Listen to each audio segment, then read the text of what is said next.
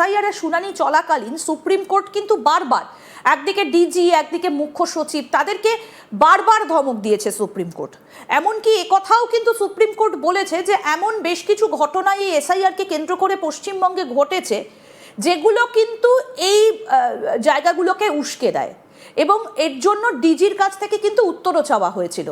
তাকে বলা হয়েছে যে লিখিত উত্তর তাকে দিতে হবে ফর্ম 7 সেগুলো পোড়ানো নিয়ে হোক বা অন্যান্য বিষয়গুলোকে হোক, যে এমন কিছু কিছু ঘটনা পশ্চিমবঙ্গে ঘটেছে যেটা আইনের চোখে মানুষকে অন্যভাবে সেটাকে ভাবতে বাধ্য করা। সুপ্রিম কোর্ট কিন্তু এই কথাগুলোও বলেছে। আমি সেই কারণে আপনাকে এই প্রশ্নটা করলাম।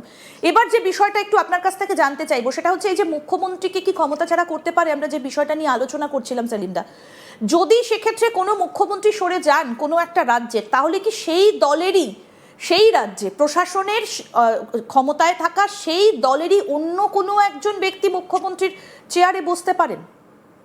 হ্যাঁ, ভারতবর্ষের রাজনীতিটা দল কেন্দ্রিক, ব্যক্তি কেন্দ্রিক নয়।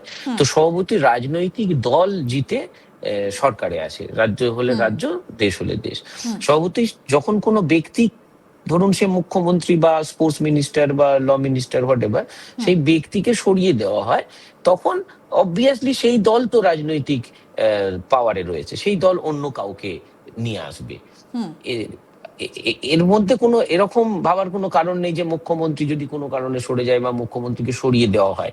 দুটোই, সরে যায় কথাটা হয়তো সত্যতা আছে, কিন্তু মুখ্যমন্ত্রীকে সরিয়ে দেওয়ার ক্ষমতা কিন্তু নেই ওইভাবে।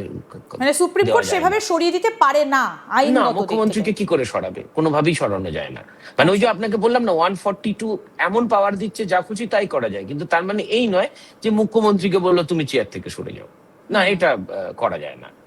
তো স্বভাবতই যদি মুখ্যমন্ত্রী কোনো কারণে, এছাড়াও অনেক কারণ থাকতে পারে, মুখ্যমন্ত্রী নিজে থেকে সরতে পারে বা হোয়াটএভার যা যা আছে, তখন ওই রাজনৈতিক দল, যে রাজনৈতিক দল কে জনগণ বলেছে রাজ্যটা চালানোর জন্য, সেই রাজনৈতিক দল থেকেই উঠে এসে, যেমন আপনি দেখেছেন এর আগেও কেজরিওয়াল, অরবিন্দ কেজরিওয়ালের ইয়েতে বা আরো কিছু মামলাতে, আপনার উড়িষ্যাতেও, যেখানে আপনার মুখ্যমন্ত্রী যদি জেলে চলে যায়, জেল থেকে সে মুখ্যমন্ত্রিত্ব চালাতে পারে, বাট নর্মালি দেখা যায় মোরালিটি নিয়ে বা দায়িত্ববোধ থেকে ওখান থেকে সরে আসে, তখন সেই রাজনৈতিক দলই তার সেকেন্ড ইন কমান্ড বা কোনো নেতাকে তখন ওই চেয়ারে বসানো হয়।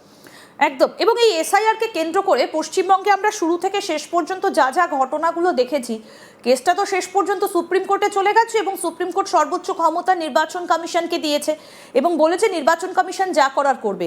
এই এসআইআর কে কেন্দ্র করে ফর্ম 7 পোড়ানো এবং উস্কানিমূলক বেশ কিছু আচরণ সুপ্রিম কোর্টের নজরে এসেছে, নির্বাচন কমিশন এনেছে, এগুলো আমরা সবাই দেখেছি। ডিজিকে শোকজ করা হয়েছে, তার কাছে লিখিত উত্তর জানতে চাওয়া হয়েছে বিভিন্ন বিষয়কে কেন্দ্র করে, এবং সর্বশেষ সংযোজন হচ্ছে এই মোথাবাড়ির ঘটনা, যেখানে যারা অভিযুক্ত, অভিযোগের আঙুল যাদের দিকে, 309 জন রাজনৈতিক সদস্য, এবং তারপরে এনআইএর তদন্তভার এনআইএ কে দিয়ে দেওয়া। এই প্রথম থেকে শেষ পর্যন্ত যে ঘটনাটা ঘটলো পশ্চিমবঙ্গে, কোথাও গিয়ে কি মমতা বন্দ্যোপাধ্যায় কিছু ভুল করে ফেললেন রাজ্য প্রশাসন চালাতে আইনের চোখে? এক। আর 2 নম্বর প্রশ্ন হচ্ছে, তাহলে কি পশ্চিমবঙ্গে আইনগত দিক থেকে আপনার কি মনে হয় যে সত্যিই কি রাষ্ট্রপতি শাসন জারির মতো পরিস্থিতি পশ্চিমবঙ্গে হয়েছে? কারণ বিরোধীরা প্রশ্ন তুলতে শুরু করেছে যে কেন রাষ্ট্রপতি শাসন দেওয়া হবে না, বিভিন্ন মহল থেকে প্রশ্ন উঠছে। না, দেখুন, রাষ্ট্রপতি শাসনের পরিস্থিতি একেবারেই নয় এখন। কেন? অলরেডি আপনার ইলেকশন কমিশনের রীতিনীতি চালু হয়ে গেছে। এবং আপনার প্রথম প্রশ্নের যে উত্তরটা, ধরুন প্রথমে যে মোথাবাড়ির ঘটনা বলছেন, মোথাবাড়ির ঘটনাতে দেখবেন কালকে সুপ্রিম কোর্ট চিফ সেক্রেটারিকে, যে চিফ সেক্রেটারিকে কিন্তু ইসি আসার পর বসানো হয়েছে। এবং নর্মালি আমরা আগে দেখতাম, আপনিও দেখবেন, যখন ইলেকশন কমিশন টেক ওভার করে নেয় এবং ইলেকশন কমিশনের বিধি নিষেধ যখন চালু হয়ে যায়, তখন মেজরিটি সিপি কে, পুলিশ কমিশনারকে, এবং যদি দেখা যায় যে ওখানে অনেক দিন ধরে আছে। একটু সেলিমদা একটু বলি, একটু দর্শকদের সুবিধার জন্য একটু বলি, কালকে সুপ্রিম কোর্ট কি বলেছেন মুখ্য সচিবকে। চিফ সেক্রেটারিকে বলেছেন যে সমস্যাটা কি আপনার, আপনি কি প্রধান বিচারপতিরও ফোন ধরেন না? তখন চিফ সেক্রেটারি বলেছেন, আমার ফোনে কলকাতা থেকে কোনো কল আসেনি, আমি একটা বৈঠকের জন্য দিল্লিতে গিয়েছিলাম, দুপুর 2টো থেকে 4টে পর্যন্ত আমি বিমানে ছিলাম। তখন বিচারপতি বাগচি বলেছেন, আপনি যদি আপনার মোবাইল নম্বর শেয়ার করতেন তাহলে ভালো হতো। এই হচ্ছে গতকাল সুপ্রিম মানে কোর্টের এটা কথা। বলতে চেয়েছেন যে তাহলে হোয়াটসঅ্যাপ মেসেজ পাঠিয়ে দিলে নেমেই হোয়াটসঅ্যাপ মেসেজ দেখতে পারতো, হোয়াট এভার। এখন যে মোথাবাড়ির যে ঘটনাটা ঘটেছে সেখানে কিন্তু এসপি, ডিসি, মানে এএসপি, ডিজি, আইজি এই সমস্ত পোস্টিংটা কিন্তু করেছে আপনার নির্বাচন ইলেকশন কমিশন, কমিশন। হ্যাঁ। রাদার মানে নিউট্রালি আপনি বলতে পারেন, জায়গাটা যদি আপনি পুরোটা অবজারভেশন করেছেন এবং আমি অবজারভেশন করেছি, যখন এত রদবদল হলো বিভিন্ন মহল থেকে প্রশ্ন উঠতে শুরু করেছিল ইলেকশন কন্ডাক্ট করার জন্য কি এতটা রদবদল আদৌ দরকার। কারণ সম্পূর্ণ রদবদল হয়ে গেলে ল অ্যান্ড অর্ডারটা চালু করা কিন্তু খুব মুশকিল। 10 জন ধরুন হায়ারার্কিতে চালাচ্ছে একখানা রাজ্য, সেই 10 জনের মধ্যে 4 জন 5 জন বায়াস মনে করলো ইলেকশন কমিশন এদেরকে সরিয়ে দেবো, বা 3 বছরের বেশি হয়ে গেছে বা 2 বছর আছে, এরা এখানে মৌরসি পাট্টা বসিয়েছে, হোয়াট এভার বায়াসনেস আছে, আমি সরাতে পারি। কিন্তু আপনাকে মাথায় রাখতে হবে 1 থেকে 10 নম্বর সবাইকে যদি সরিয়ে দেওয়া হয় তখন কিন্তু সেখানকার ল অ্যান্ড অর্ডারও ব্রেক করে যেতে পারে। যেটা কিন্তু মোথাবাড়িতে যে ঘটনাটা ঘটেছে সেখানে কিন্তু টোটাল টিমটা আপনি যদি দেখেন পুরো টিমটাই কিন্তু রিঅ্যাপয়েন্টেড, নট আর্লিয়ার অ্যাপয়েন্টেড, বা যারা কন্টিনিউ করছিল তারা কিন্তু নয়, পুরো টিমটাই ইলেকশন কমিশন এসে বসিয়েছে।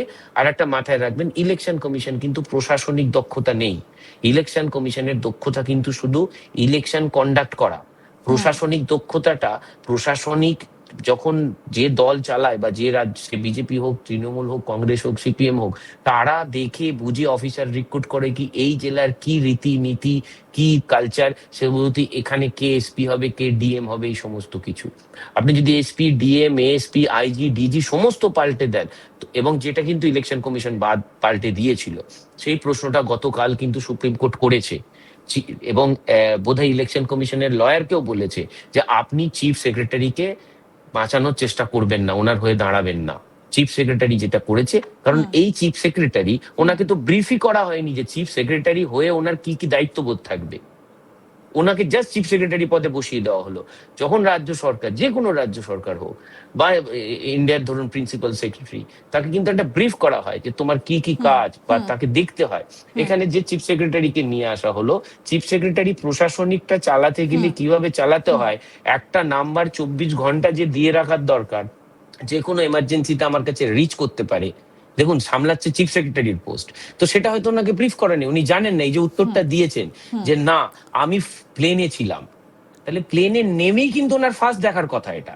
সেটা দেখতে গেলে কি করতে হতো, ওনার হোয়াটসঅ্যাপ নাম্বারে একদম। এবং তারপরের কনভারসেশনটা আপনি যেটা বলছেন আমি একটু শোনাই দর্শকদের। তারপরের কনভারসেশনটা হচ্ছে চিফ সেক্রেটারি বলেছেন ওই নম্বরটা আসলে বেশি সুরক্ষিত। তখন বিচারপতি বাগচির তীব্র মন্তব্য, এতটাই সুরক্ষা যে কলকাতা হাইকোর্টের প্রধান বিচারপতিও আপনাকে যোগাযোগ করতে পারে না, একটু নিচে নামুন যাতে আমাদের মতো সাধারণ মানুষ যেমন হাইকোর্টের প্রধান বিচারপতি আপনার সঙ্গে যোগাযোগ করতে পারে।